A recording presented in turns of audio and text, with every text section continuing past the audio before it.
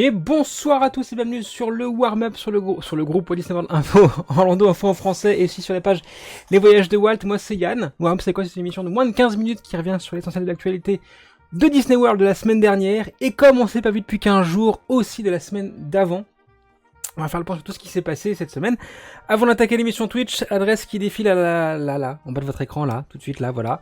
Et pour des news toutes fraîches et qui concernent aussi d'autres choses, notamment Disney Cruise Line et Tokyo pour cette semaine. Et aussi ce soir, sur Twitch, un concours pour remporter ce magnet World of Frozen. Il vient directement d'Hong Kong Disneyland. C'est marqué derrière d'ailleurs. Et voilà, vous pouvez remporter ça ce soir sur Twitch. Voilà, et mercredi, il y aura un petit ourson de filles à gagner. Ça sera les derniers cadeaux de Hong Kong Disneyland. Alors, qu'est-ce qui s'est passé? Que s'est-il passé dans l'univers Walt Disney World la semaine dernière? C'est la grosse refonte des coupe-fils. Voilà, ça y est, ça avait été annoncé par Disney il y a quelques mois, / ans, au singulier, l'année dernière. C'est une nouvelle manière de penser les coupe-fils à Disney World. Exit Genie Plus sur le complexe et place maintenant à Lightning Lane Single Pass, Lightning Lane Multipass. Alors, en quoi ça va consister? On va décortiquer tout ça tout à l'heure dans l'émission Twitch, mais pour faire simple, Single Pass, à gauche de votre écran, c'est ce qui existe déjà sur les Lightning Lane d'attractions très populaires que vous pouvez prendre uniquement à l'unité. Donc, ces attractions très populaires ne changeront pas. Par exemple, c'est Tron pour l'instant et Seven Dwarfs au Magic Kingdom. C'est Gardiens de la Galaxie à Epcot. Ce genre de choses-là. Vous ne pourrez prendre que 2 attractions par jour pour ces choses-là. Le tarif variant pareil qu'actuellement, c'est-à-dire en fonction de la journée. Ce qui va nous intéresser, nous, par contre, c'est le Lightning Lane Multipass. Le Lightning Multipass, là, il y a pas mal de choses intéressantes. Ça veut dire que, déjà, le principal, c'est que vous pouvez prendre votre pass en amont, 7 jours en amont. C'est la grosse nouveauté, c'est ce en quoi Disney disait travailler, en fait, l'année dernière, pouvoir planifier un peu plus ces coupe-fils, donc c'est le cas. Vous pouvez les acheter 7 jours à l'avance et commencer à réserver 3 attractions pour vos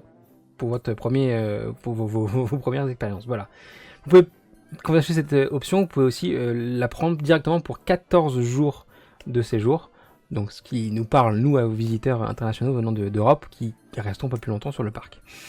Le retour aussi des groupes, tier 1, tier 2, ça c'était ce qu'il y avait avant dans les Fast Pass Plus, donc avant encore Genie Plus, avant le Covid. Des groupes d'attractions, typiquement dans les attractions vous allez pouvoir choisir à l'avance, vous allez pouvoir choisir une attraction dans le groupe 1 et 2 dans le groupe 2. Dans le groupe 1 se trouvant les plus prisées, dans le groupe 2, celles qui le sont un tout petit peu moins. Sur place, vous pouvez continuer à prendre l'attraction au fur et à mesure, comme c'est le cas actuellement quand vous avez l'option Genie+. Voilà. Donc, c'est ça qu'il faut retenir. On pourra prendre l'option à l'avance. Le retour des groupes, on en parle tout à l'heure sur Twitch, pardon, et il y aura aussi un article dédié sur le groupe très bientôt.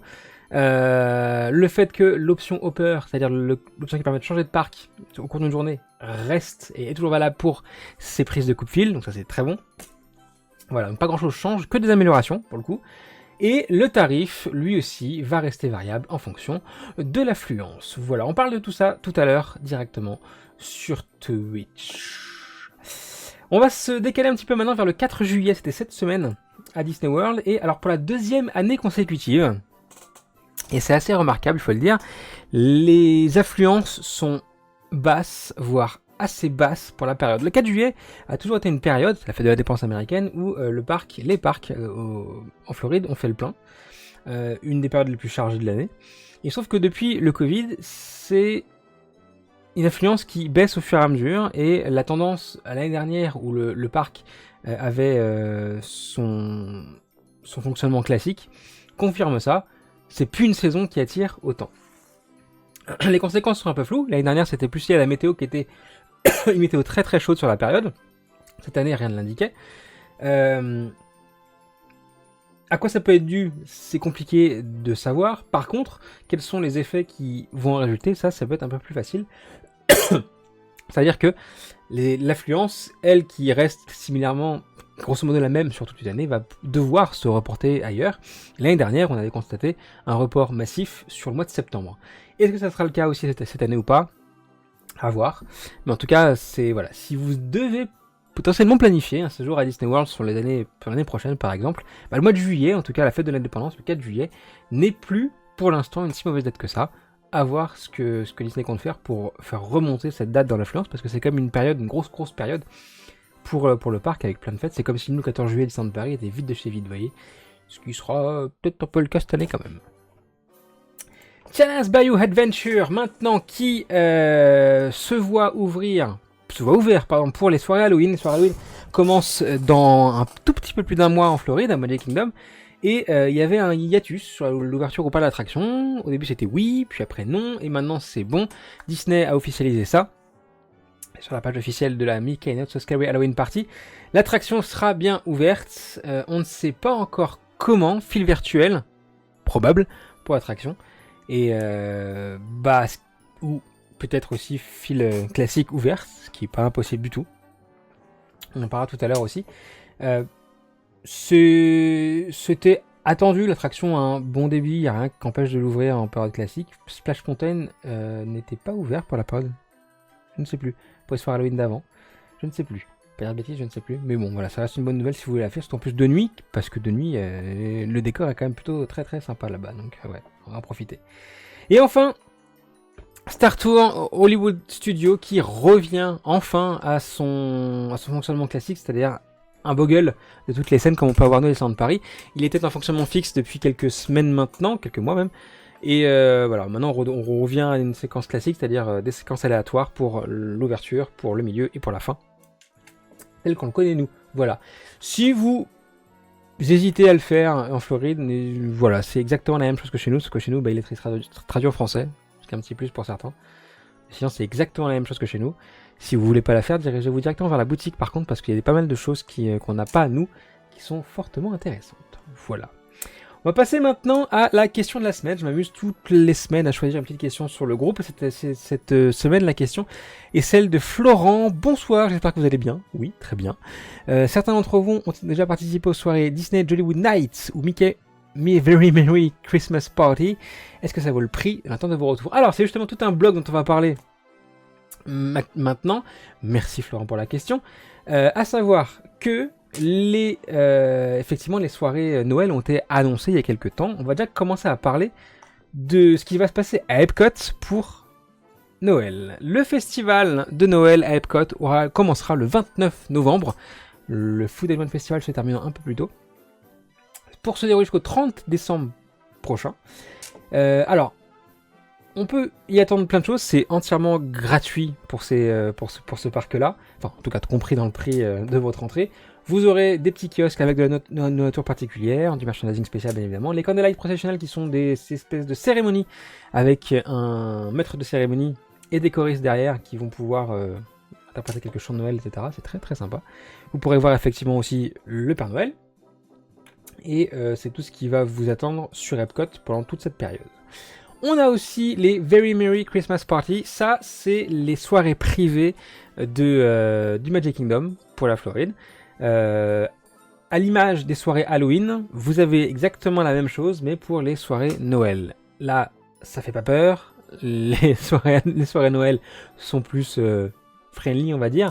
Mais globalement, vous avez une parade, vous avez un feu d'artifice spécial.